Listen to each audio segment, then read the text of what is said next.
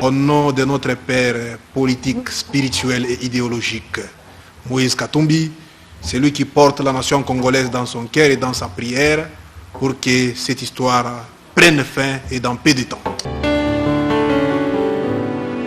Le seul citoyen congolais qui a pris tout le temps comme un médecin pour faire le vrai diagnostic de la situation sécuritaire à l'est de la République, c'est Moïse Katumbi. Et ce qui a fait que Moïse Katumbi prenne tout le temps, c'est d'abord son expertise en matière de sécurité. Parce qu'on ne doit pas oublier que de tout ce que nous avons comme leader politique en République démocratique du Congo, l'unique leader politique à ce jour qui a une expertise avérée, qui a une formation académique en matière sécuritaire, c'est Moïse Katumbi. Parce que nul ne peut ignorer que Moïse Katumbi à ce jour a un titre académique comme étant criminologue de formation. En ce qui concerne la sécurité des Congolais et leurs biens, incombe à ceux qui ont le pouvoir public. Et d'ailleurs, c'est constitutionnellement parlant, c'est défini même par les lois de la République. C'est pourquoi vous trouverez que, comme c'est le pouvoir public qui est appelé à faire tout cela, Katumbi, il va de manière pratique. Il a fait des propositions au gouvernement. Oui. Et il ne pouvait pas attendre que le gouvernement agisse ou pas. Lui-même, Katumbi, comme citoyen congolais, il prend l'initiative. Il nous construit un bloc opératoire ultra moderne. À Beni. Écoutez, on ne gère pas la République de la sorte. Nous voulons avoir un planning sérieux. Et le planning sérieux, vous savez, quand nous sommes pendant l'état de guerre comme ça, normalement, dans des pays qui se respectent, toutes les énergies de la République sont concentrées à la guerre. Vous voulez qu'on vous cède encore un second mandat pour faire quoi? Pour que la République soit réduite en quoi? Et les Congolais ont déjà compris. C'est pourquoi vous parlez du second mandat, papa. Voilà. Attends, mon dos, ça ne peut pas arriver.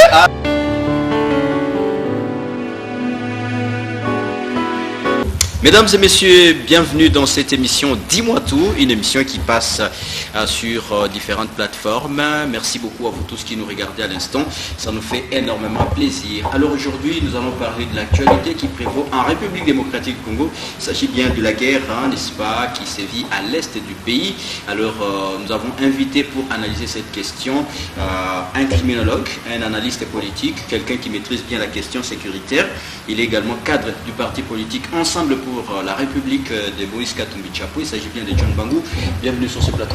Merci, messieurs les journalistes. Nous saluons tous les Congolais qui nous suivent à travers le monde via votre chaîne de télévision. Voilà. Alors, on va partir avant d'entrer dans les vifs de la matière. On va donner les quelques informations qui font la une dans la ville de Lubumbashi. Il faut dire que l'UDPS et l'UNAFEC dans les viseurs du ministère provincial de l'Intérieur sur la manipulation des taxis-motos. Il faut savoir également près de 52 motards ont été libérés après leur arrestation au centre-ville de Lubumbashi. Nous allons prendre aussi cette information en rapport avec la situation à l'est de la RDC. Au moins 234 488 déplacés sont enregistrés déjà. Et nous allons donner cette autre information. Il s'agit bien des évadés, des morts et des blessés à la prison centrale de Badolit. Alors on entre directement dans les vifs de la matière. Alors Monsieur John, comment vous analysez d'abord la situation sécuritaire à l'est de la RDC? C'est vraiment une situation déplorable comme citoyen congolais. Nous commençons par nous incliner devant la mémoire de ceux qui nous ont laissés. Parce que quand on parle de la guerre veut dire il y a crépitement des balles, il y a les familles qui sont en détresse et il y a des victimes collatérales. Et c'est pourquoi nous sommes appelés à nous incliner devant la mémoire de ceux qui sont en train de tomber et tout en présentant bien sûr nos compassions aux familles des victimes et aussi en présentant nos encouragements aux phares de ceux qui sont au front et en notre nom propre et surtout au nom de notre père politique, spirituel et idéologique, Moïse Katumbi, celui qui porte la nation congolaise dans son cœur et dans sa prière pour que cette histoire prenne fin et dans peu de temps. Voilà, on va revenir sur les quelques propositions qui ont été faites par le président du parti politique Ensemble pour la République. Vous l'avez suivi, vous êtes vous-même de ce parti politique. Comment vous avez trouvé un peu ces propositions par rapport à la guerre de l'Est? C'est les seuls citoyens congolais qui a fait des propositions qui ont rencontré réellement les problèmes sécuritaires de la RDC, Moïse Katumbi. Vous allez trouver que beaucoup de politiciens ont parlé, il y en a qui ont parlé de l'œil du cyclone, je ne sais pas, les autres peuvent parler même des dragons et autres, les autres ont commencé par traiter Kagame comme leur frère, et pour en fin de compte dire non, Kagame nous a poignardés, et vous trouverez que les seuls politiciens, les seuls citoyens congolais qui a pris tout le temps comme un médecin pour faire le vrai diagnostic de la situation sécuritaire à l'est de la République, c'est Moïse Katumbi.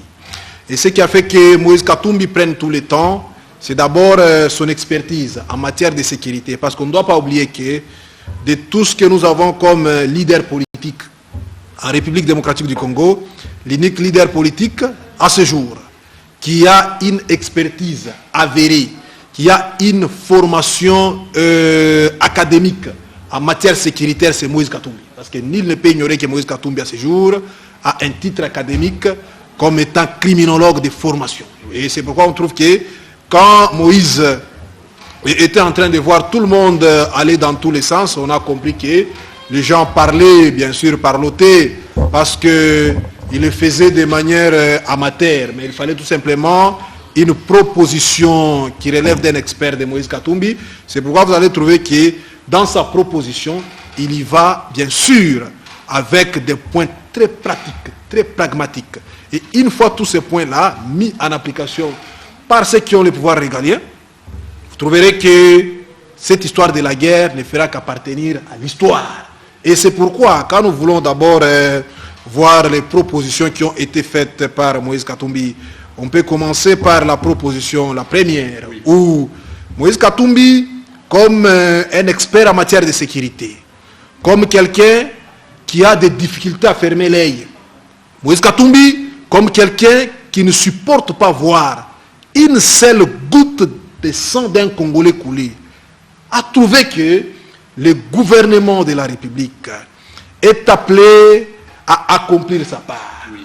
Le pouvoir public est appelé à accomplir sa part. Et la grande responsabilité, en ce qui concerne la sécurité des Congolais et leurs biens, incombe à ceux qui ont le pouvoir public.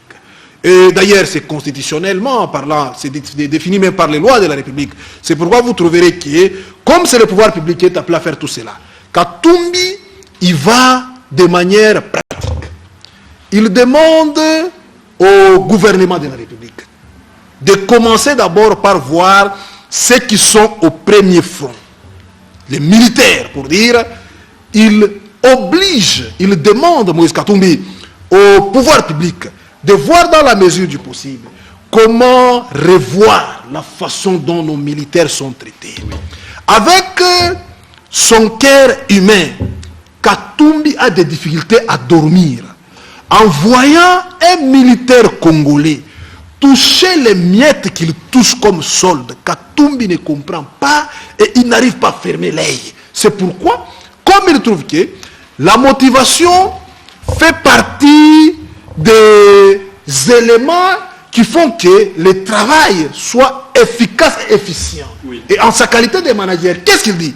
Il propose que nos militaires, nos FARDC, soient dotés d'un budget conséquent. Ça, c'est Moïse Katumbi. Il veut qu'un militaire congolais, son solde, son salaire, rivalise avec les salaires de tous les militaires des pays développés. C'est ça, Moïse Katumbi. Moïse Katumbi ne veut pas voir un militaire congolais toucher les miettes qui ne lui permet même pas de manger du 1er au 15. Ça, Moïse Katumbi ne supporte pas. C'est pourquoi il a demandé au gouvernement de la République de revoir le budget alloué à nos militaires.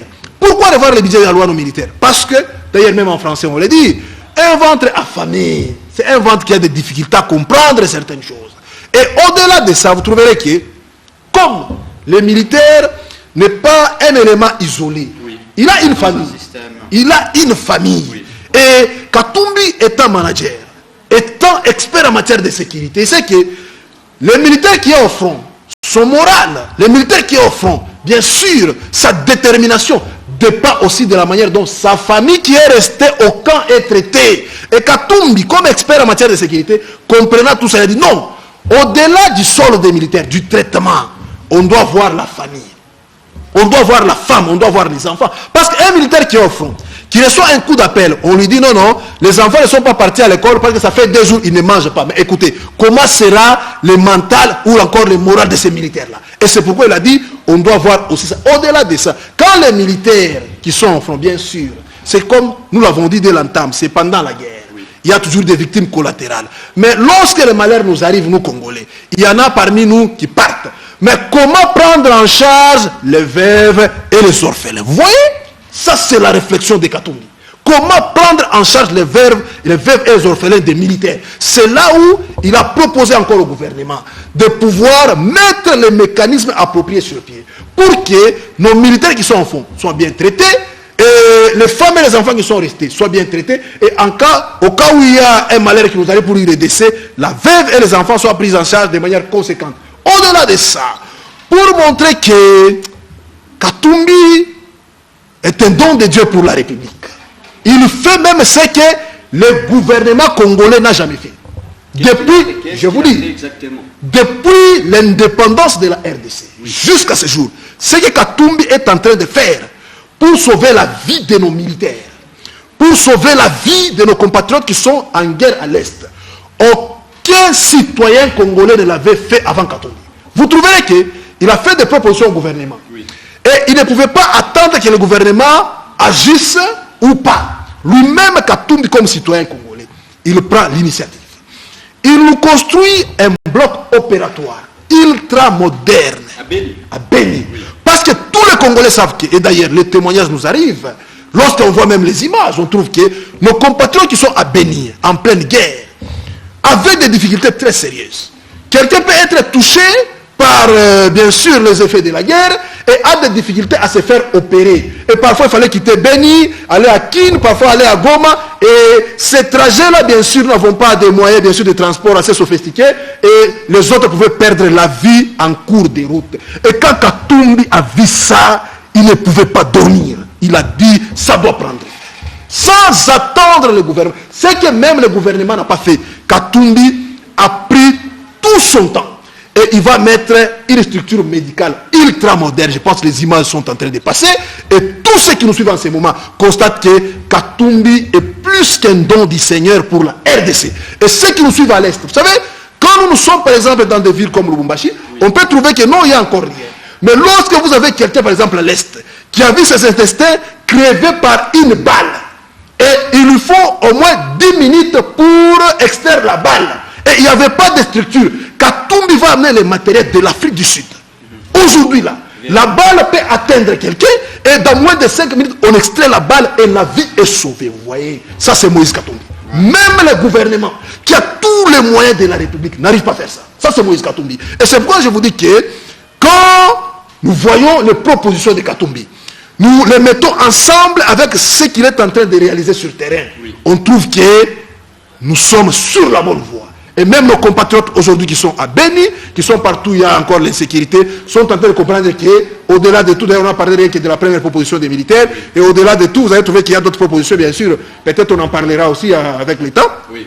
Et ce que Katumbi a fait, c'est tout simplement un miracle. Et nous espérons que d'ici peu, comme d'ailleurs à Beni, lorsque nous suivons les images, à Beni, partout là, même à Bunagana, les Congolais sont en train de dire que avec Katumbi, nous allons vaincre la guerre. Même à Bunagana, on attend Katumbi. Même à Bunagana, les Congolais, partout là, quand vous passez partout là, Beni, Butembo, partout là, Bunagana, Rutshuru, tous les Congolais disent avec Katumbi, nous allons gagner la guerre. Avec Katumbi, nous allons gagner la guerre. C'est ça que les Congolais ont à ce jour comme souhait et comme slogan. Et c'est sûr que ça va se réaliser dans peu de temps. Voilà, on va revenir un peu sur cette question qui concerne toujours l'insécurité à l'Est. Il y a l'ancien président kenyan Uhuru Kenyatta qui a démarré avec les consultations de la classe sociopolitique, la RDC. Comment vous analysez un peu ça?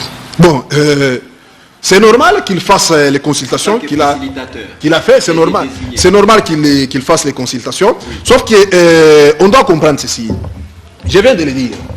La vraie solution au problème de la RDC ne viendra pas de l'Orient, ne sortira pas de l'Occident, et ça ne proviendra pas encore de l'Afrique de l'Est ou de l'Ouest ou encore de Uhuru Kenyatta. La vraie solution au problème de la RDC viendra de la vision qu'on a sécuritaire pour les pays. Je viens de donner ici un simple exemple. Les gens meurent. Pas une simple structure pour soigner ceux-là qui sont touchés. Il fallait avoir une vision. Vous voyez ce qu'on appelle leadership, ce qu'on appelle management de gestion. Il fallait avoir une vision comme celle de Katumbi. Est-ce que Katumbi a consulté Uhuru Kenyatta pour construire un bloc opératoire à Beni? Pas question. Katumbi a consulté Bill Clinton, il a consulté Biden. C'est tout simplement un inspiré, un leader, un manager, un visionnaire qui est appelé à sauver la vie. Parce que quand on gère la République avec une vision pour sauver la vie. Quand on n'a pas la vision claire et nette pour sauver la vie, on est dans le tâtonnement. C'est là où on trouve qu'on peut aujourd'hui consulter Macron en présence de Kagame. On pense que non, la solution viendra de l'Occident. Et quelques jours après, on constate qu'on n'a rien fait de spécial. Et quand on constate qu'on n'a rien fait de spécial, on se dit non, laissons d'abord Macron, on peut considérer encore Lorenzo, on va considérer Lorenzo. Quand on considère Lorenzo, on trouve qu'il n'y a rien de spécial. Non, bon, laissons d'abord Lorenzo, on va consulter Kenyatta. On va consulter Kenyatta et par après on va nous dire non, bon, vous voyez dans tout ça, les militaires vont passer par Bunagana, sur le ministère Kenya, vont passer par Bunagana et les M23 savent déjà ce qui les attend, mais après, au lieu de passer par Bunagana, ils atterrissent par Goma. Donc vous comprenez que le pays n'est pas géré. Aussi longtemps que nous ne sommes pas gérés, ça je le dis avec beaucoup d'amertume comme citoyen congolais. Oui. On ne gère pas une république de la sorte. La République se gère sur base de principes. On ne gère pas la République de la sorte. Non. On se réveille un bon matin, on dit non, aujourd'hui on consulte celui-ci. Demain on se dit non. Kenyatta n'amènera rien en RDC. Ce que nous devons savoir, c'est de faire un diagnostic sérieux, comme Katumbi l'a fait. Découvrir les problèmes qui rongent la RDC. C'est comme un médecin. Vous ne pouvez pas prescrire un médicament, une cure à un patient sans au préalable passer par les examens appropriés et découvrir de quoi souffre votre patient. La RDC souffre d'une maladie sérieuse sur le plan sécuritaire. Et la RDC a besoin d'un médecin spécialiste en matière sécuritaire comme Katumbi à sa tête. C'est ce médecin-là dont la RDC a besoin, qui peut faire un diagnostic sérieux. Sinon, on peut accuser tout le monde. Il était dernièrement en Côte d'Ivoire. Nos militaires étaient accusés. Comment par il y aurait des infiltrés de ceci et de cela. Et après quand ils rentrent, non, il y a une main noire à Kwamoutou. Vous trouverez qu'il n'y a pas un diagnostic sérieux. On est en train d'agir sur base des sensations. Il se réveille le matin, il trouve que non, il y a les avions de chasse qui ont fait quelque chose là, il va prendre une position par rapport à ça. Mais est-ce qu'on gère la République comme ça? Il se réveille le matin, il trouve que non, il y a des images qui sont publiées sur les réseaux sociaux, on trouve que non, les gens ont dit, on prend une position par rapport à ça. Non, la République ne se gère pas de la sorte. On doit avoir un planning sécuritaire bien déterminé. Et tout doit être bien sûr réglé par rapport à ce planning-là. Et même s'il peut y avoir quelques petites modifications à faire, mais quand même, nous avons déjà un schéma. Fort malheureusement. On n'en a pas. On peut poser la question à tout le monde, y compris le commandant suprême de la RDC, notre compatriote Tshisekedi Tshilombo Antoine. La question de savoir quel est le plan sécuritaire de la RDC depuis qu'il est au pouvoir jusqu'à ce jour. Il n'y a pas. Je pense qu'il y a pas. Au ministère de la Défense, il y en a. Mais s'il vous plaît. Non, quand vous savez, quand on parle du plan, oui, ça doit être un schéma bien tracé. Et vous trouverez que tout ce que nous sommes appelés à prendre comme initiative doit automatiquement entrer dans ce plan-là. Oui. Pas les tâtonnements. On se réveille le matin, on dit, bon, pas question de parler avec X parce qu'on trouve qu'on va l'écraser. Et demain, on trouve que non, X là devient un peu compliqué. On dit, non, bon, au nom de la paix, nous sommes prêts à tout. Et après, vous allez négocier avec ces gens-là et puis vous tournez, non, on ne peut pas négocier avec ces... Vous trouverez qu'il y a rien. Non, comme ça, on peut aller avec l'état de... Mais écoutez, on ne gère pas la République de la sorte. Nous voulons avoir un planning sérieux. Et le planning sérieux, vous savez, quand nous sommes pendant l'état de guerre comme ça, normalement, dans des pays qui se respectent, toutes les énergies de la République sont concentrées à la guerre.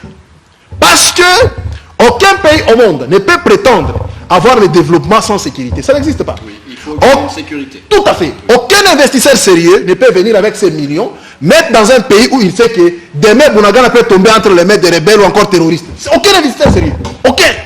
Aucun investisseur sérieux. Et c'est pourquoi vous trouverez que depuis que le régime actuel est là, rien ne marche. Rien ne marche. Parce que tout est en train de balbutier. Tout est en train de balbutier. Et comme ça balbutie, ça ne rassure personne. Ça ne rassure personne. Or, le développement, bien sûr, les investissements ont besoin d'une sécurité fiable. Voilà. D'une sécurité fiable. Exactement. Et aussi longtemps qu'on n'y arrivera pas, les gens vont continuer à plaider et fort malheureusement. Bon, heureusement pour les Congolais, parce que c'est déjà la fin de ce pouvoir. Hein. D'ici quelques mois, tout va bien, tout avec Kaïnje, tout le Bango, Banda, et puis on continue avec la République. Non, ils n'en ont pas droit. Non. Vous savez, avoir ce droit-là, il faut bien gérer. Mais écoutez, je vous donne un exemple. Vous êtes président de la République, vous arrivez à la tête du pays. On vous cède entre vos mains une république avec tous les territoires, gérés par le pouvoir régalien. 4 ans après, certains territoires saucissonnés, certaines grandes villes menacées par les rebelles ou encore les terroristes.